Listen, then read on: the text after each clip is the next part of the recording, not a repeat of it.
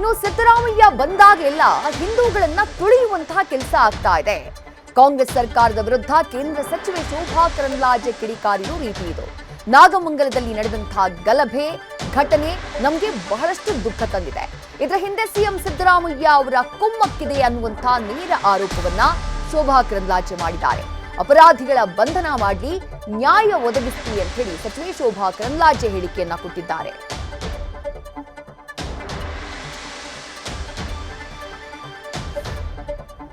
ಯಾವಾಗ ಸಿದ್ದರಾಮಯ್ಯನವರು ಅಧಿಕಾರಕ್ಕೆ ಬರ್ತಾರೆ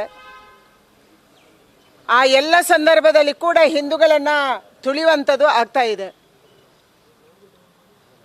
ಹಿಂದೆ ಅಧಿಕಾರದಲ್ಲಿದ್ದಾಗ 2013ರಿಂದ ನಾವು ಇದನ್ನೇ ಗಮನಿಸಿದ್ವಿ. ಈ ಆಡಳಿತಾವಧಿಯಲ್ಲಿ ಕೂಡ ಹಿಂದೂಗಳಿಗೆ ನಿರಂತರವಾದಂಥ ಅಪಮಾನ ಆಗ್ತಾ ಇದೆ. ನಿನ್ನೆ ನಾಗಮಂಗಲದಲ್ಲಿ ನಡೆದಂಥ ಘಟನೆ ನಮ್ಮೆಲ್ಲರಿಗೂ ದುಃಖ ತಂದಿದೆ. ನಾಗಮಂಗಲದಲ್ಲಿ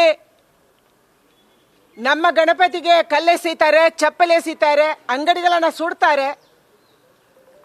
ಅಲ್ಲಿರುವಂಥ ಸಚಿವರು ಯಾವ ಅಪರಾಧಿಗಳಿದ್ದಾರೆ ಅವರನ್ನೇ ರಕ್ಷಣೆ ಮಾಡುವಂಥ ಕೆಲಸವನ್ನು ಮಾಡ್ತಿದ್ದಾರೆ.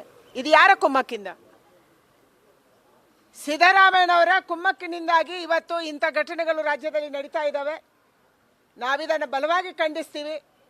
ಅರೆಸ್ಟ್ ಆಗಿರೋದು ಕೂಡ ಹಿಂದೂಗಳನ್ನು ಅರೆಸ್ಟ್ ಮಾಡ್ತಾರೆ. ಯಾರು ಒಡಿಸ್ಕೊಂಡಿದ್ದಾರೆ ಅವರನ್ನು ಅರೆಸ್ಟ್ ಮಾಡುವಂಥ ಕೆಲಸವನ್ನು ರಾಜ್ಯ ಸರ್ಕಾರ ಮಾಡ್ತಾ ಇದೆ. ತಕ್ಷಣ ಅಲ್ಲಿ ಯಾರು ಅಪರಾಧಿಗಳಿದ್ದಾರೆ ಅವರನ್ನು ಬಂಧನ ಮಾಡಬೇಕು, ನ್ಯಾಯ ಒದಗಿಸಬೇಕು. ಗಣಪತಿ ಮೆರವಣಿಗೆಯಲ್ಲಾದಂಥ ಅಪಮಾನಕ್ಕೆ ಬರುವಂಥ ದಿನಗಳಲ್ಲಿ ಹಿಂದೂಗಳು ಹೋರಾಟ ಮಾಡಬೇಕಾದಂಥ ಪರಿಸ್ಥಿತಿ ಇವತ್ತು ರಾಜ್ಯದಲ್ಲಿ ನಿರ್ಮಾಣ ಆಗಿದೆ. ಇದಕ್ಕೆ ಉತ್ತರವನ್ನು ತಕ್ಷಣ ಮುಖ್ಯಮಂತ್ರಿಗಳು ಕೊಡಬೇಕು ಅನ್ನುವಂಥ ಒಂದು ಆಗ್ರಹವನ್ನು ನಾನು ಸರ್ಕಾರಕ್ಕೆ ಮಾಡ್ತಾ ಇದ್ದೀನಿ.